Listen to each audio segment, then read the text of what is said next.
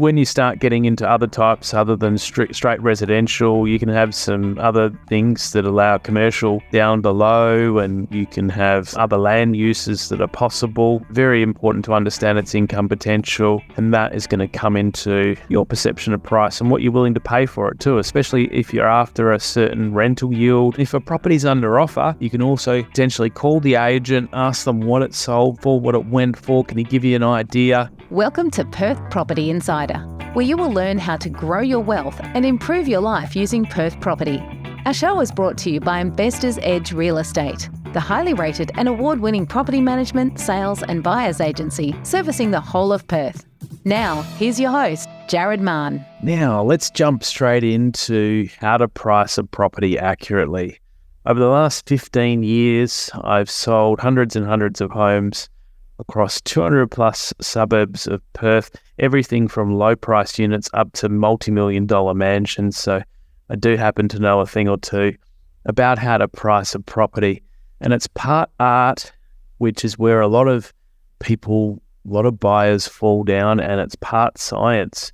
And if you just look at the facts and figures on a page and in the data, you can leave a lot of that nuanced art out of things that really come to influence the price and change the desirability of a property, which of course is going to flow through to affecting its sale price and its rental price. So let's break down the 9 key factors that you really need to consider. And I've started out with the most important one first, being the location.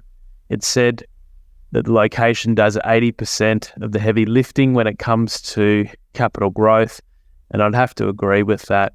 It's such a crucial factor, and it's why you hear people say location, location, location. A number of TV shows have been named after that, and it's really crucial in determining the market price. So you'd bring up Street View if you're remote, you'd look around the area, you'd see what sort of neighbours are like, what's the streetscape like, what other amenities are around. You'd most importantly look at the schools, what their rankings are for both the primary school and the high school. And those schools especially are going to add a lot of, going to contribute a lot to how desirable it is for a family to live there. Anyone with kids would know just how important public schools are, and that is a big part of the consideration when looking to buy or rent in the area. Now, some of the secondary considerations with location is, what's the transport like? Is it in a desirable neighbourhood, a desirable part of that suburb? If you get into the data, you can see where some price points are higher, where the price records have been fetched, and there can be some undesirable parts to areas like a water treatment plant or different other factors like power lines or, other things that bring down an area. So worth digging deep into the data, but also chatting with local agents. And I regularly speak to locals when I'm listing a property just to get their take on things if it's not clear. And that's a great way to get both some of that, the science of what the data says and art of what first-hand knowledge is going to be. So the school catchment can significantly impact the value. If you look for a top school, and you're going to be looking for a lot of demand over time, and the neighbours either side, it's just so important. Imagine coming to resell or re-rent the property, respective buyer or tenant pulls up, they look next door, they see a Homes West house. They don't know it's a Homes West, but you can tell from the street that it's not looking good. And I shouldn't paint them all with the same brush. It's just more prone to have issues occur next to state housing. There's many state housing occupants that would be doing a wonderful job, but when you pull up, that first impression of how your neighbours are is critical. Now, as a sales agent, I've been out the front pulling weeds and tidying up rubbish on neighbouring houses and getting our contractors to mow their lawns and doing all kinds of things just to have them show better for the sale. Why? Because that first impression is so important. You don't want to see prospective tenants and buyers arrive and pull up out the front and then just, keep going, drive off down the street because of that impression. We want to get them to come inside and, really want to see what's on the inside of things. Now, our next key factor is a property's size and layout. So it's not just purely about its size. The layout has to be versatile and user-friendly as well. The size and the of the property, really comes down to the type of property as well as to how it's laid out. So a larger property like a 4x2, you generally want it to have 2 good-sized living areas and good-sized bedrooms. Otherwise, a larger family's not going to want to live there, and it's going to limit the market to more just couples or a couple with a newborn baby. As soon as they get one child that's a bit older, get a second child, it's almost going to be limiting the price that people will pay, because a larger family will pay more for the extra space if the property has it.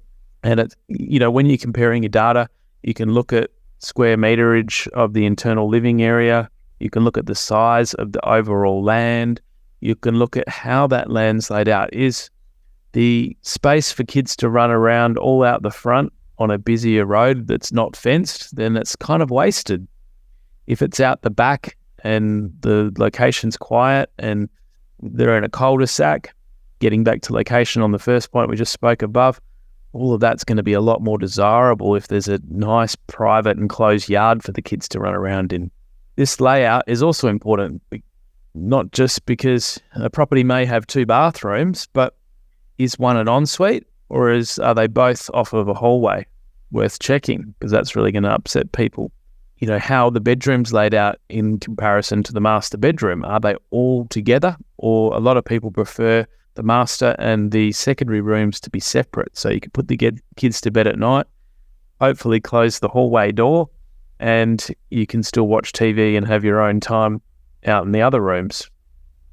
And that's why having 2 good-sized living areas on a 4x2 is important as well, so that the family can spread out at each end of the house, have 2 TV programs running at night, and keep everyone happy that way. And when we're dealing with a 3x2, it's good if it's got 2 living areas still, but not essential. And if one of the living areas, if it's just got the one, it's good if it's a good size. And we want to look to, is it open plan, which a lot of people prefer. Open plan to the kitchen means that there's no dividing walls. It's not boxed in. The meals, family, and kitchen are all one, and it's just one large open area. That's preferred over having boxed in rooms with meals separate and boxed off. And, it's a lot more feeling of space with the open plan, and people can all be together eating, watching TV often, and entertaining can all be done in the one space. So that's your property size and your layout.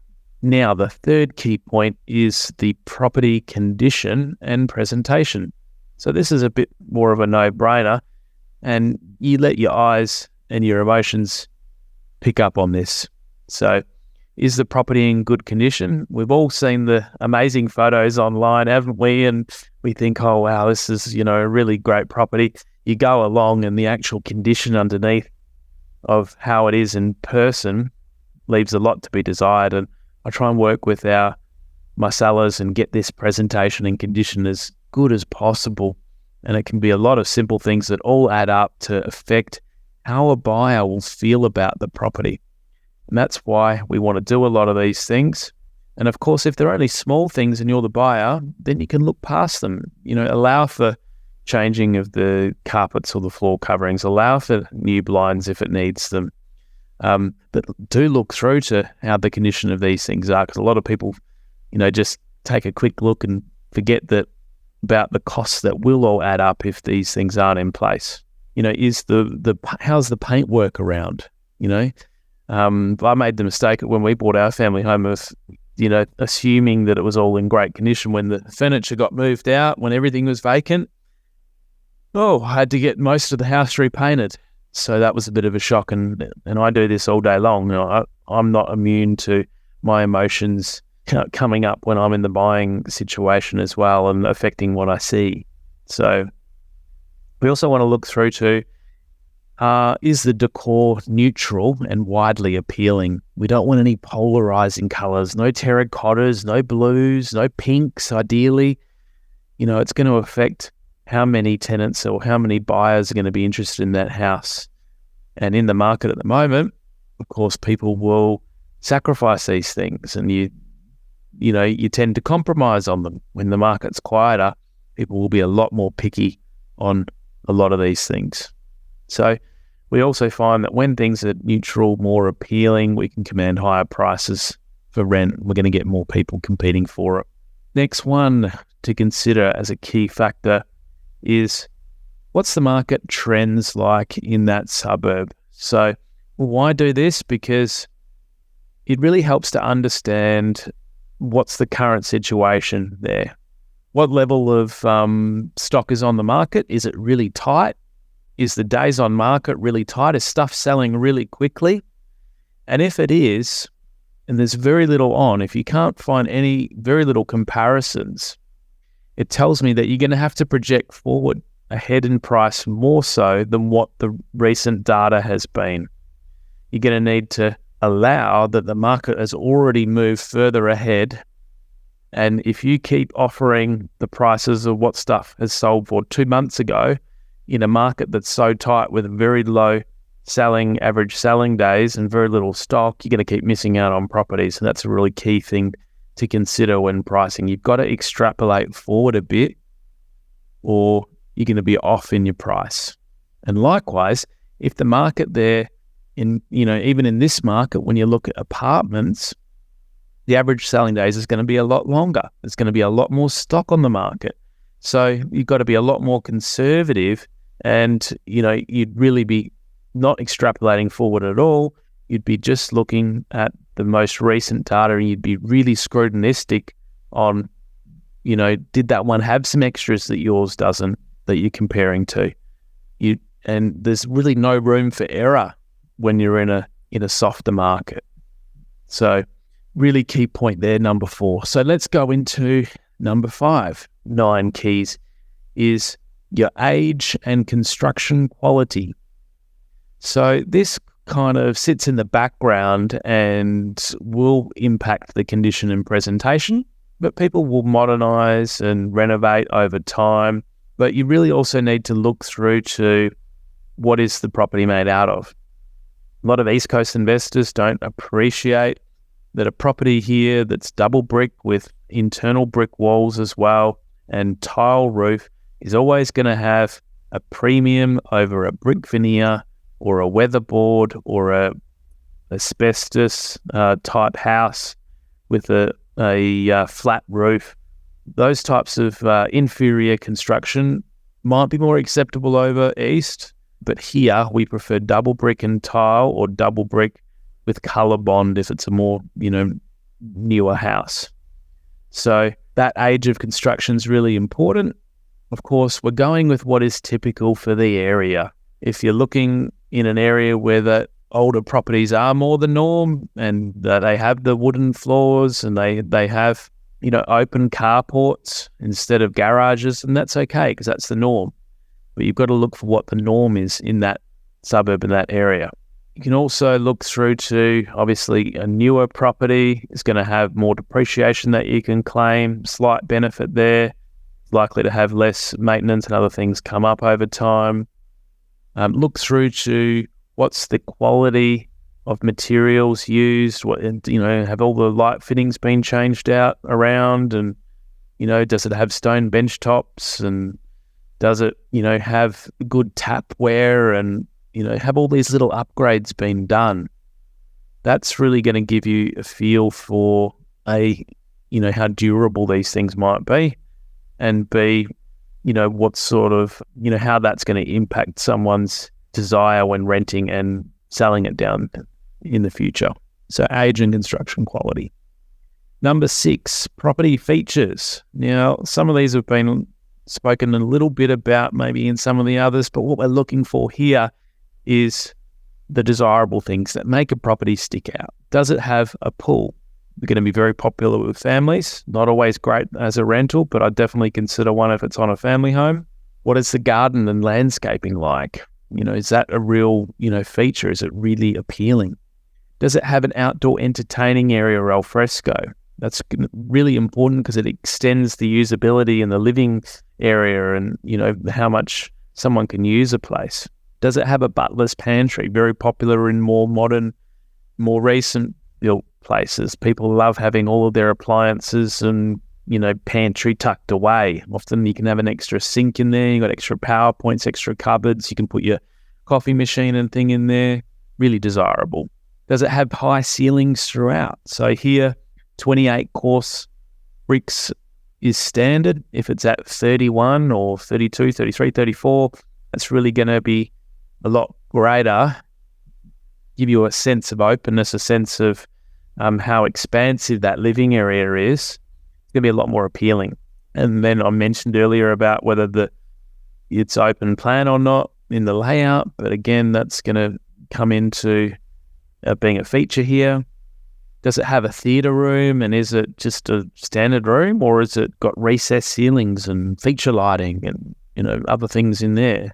And finally, I did mention whether it's got a carport or a garage. People love a garage so they can keep their cars secure, but look at what is normal for the area, and that will, if everyone goes, you drive around and you see every house with a carport, then that's going to be okay, but it's great to have the garage if possible.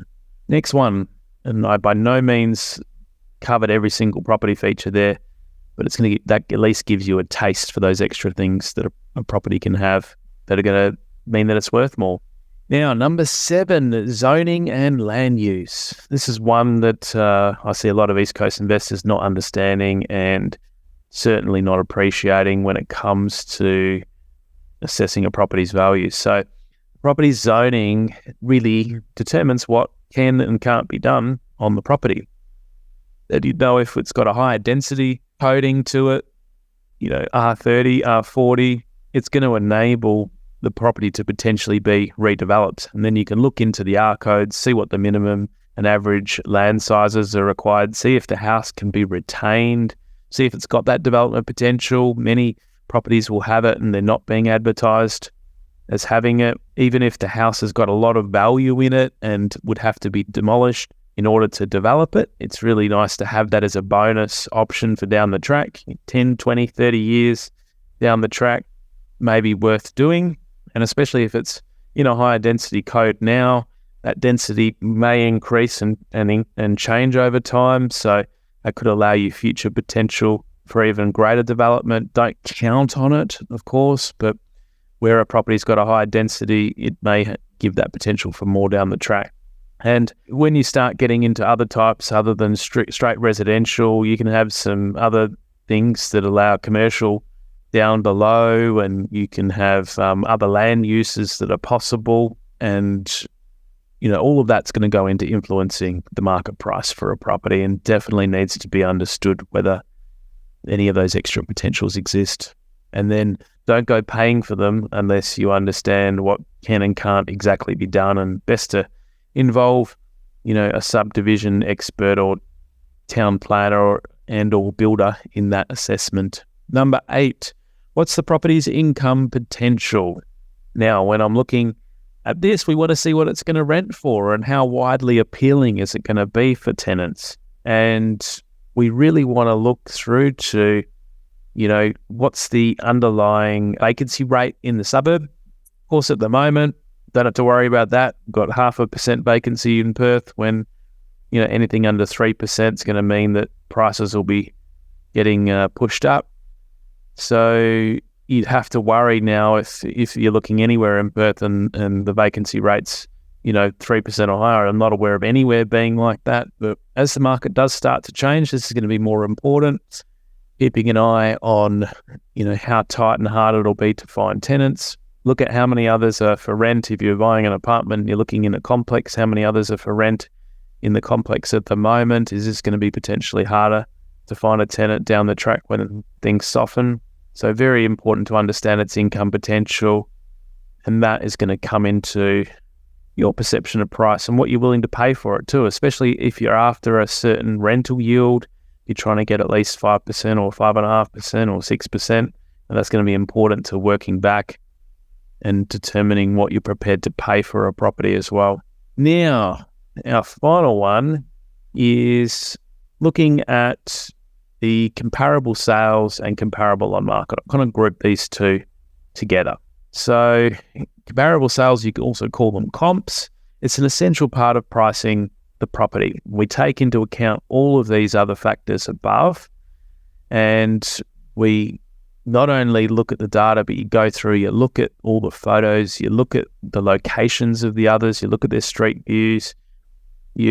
I sometimes need to cross-check the living area size might say a certain amount. If you can get the floor plan up, or if you can get the aerial view up and work out, is this really that big, or have they done an extension that meant that someone got, much more for the property than you'd think by just the living area size shown. You can get a feel for the layouts when you scan through the photos.